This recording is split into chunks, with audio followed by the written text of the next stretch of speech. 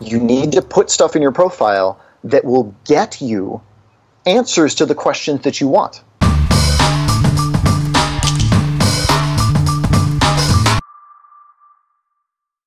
Hi, this is Peter Kowalke. I'm here today with Greg Schwartz from Make Online Dating Fun. Greg, to get started here, can you just tell me a little bit about your business and what you do? So I help professional men in their 20s and 30s to rock online dating. I think of singles as being in sort of two groups. There's I can't get a date, and there's I can't get the right date. And that doesn't always conform to men and women. There are women in the I can't get a date, and there are men in the I can't get the right dates. But it often does split that way. Mm-hmm. And so when I'm coaching particularly female clients that are in the I can't get the right dates, that is the number one thing that I'm telling them is you need to put stuff in your profile that will get you answers to the questions that you want. Because they're thinking, well, I want to know if he's into personal development or if he's into salsa dancing, because, whatever, those are the things I'm into. Great, put in your profile, tell me about the last time you went dancing, or tell me about the last workshop you did. Because then the person viewing your profile is like, oh, cool, I know exactly what to tell you. You told me what to tell you. And then you get the data that you want. You get insight into exactly the piece that you would like to know. Mm-hmm. So how do you put that in your profile, that what you're looking for? What data you want? Do you have to do it subtly, or is that something you just directly ask? You directly ask, and if you do it subtly, it won't work. And that is actually one of the common mistakes I've seen, is someone saying, oh, well, I asked that, and then I read their profile, and they're like, curious what people like about San Francisco, because they want to know what's the coolest thing you've done in San Francisco, where I live. And I'm like, that's useless. That's not a question.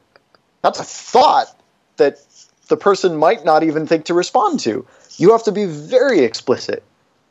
Mm-hmm. Tell me your favorite activity in San Francisco. Tell me the first thing I should do now that I've moved here. Tell me the best dive you ever went on. Whatever that looks like for you. Yeah. Figure out that piece of information, that thing you want to know about someone, and ask.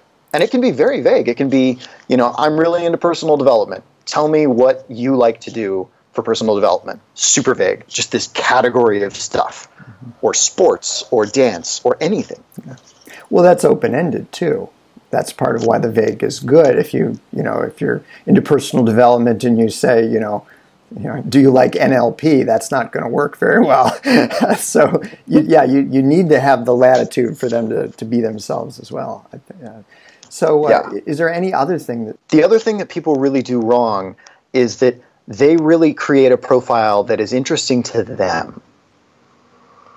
And what you want to think about is whether you're a man or a woman, you want to think about who am I trying to attract and what is going to appeal to that kind of person.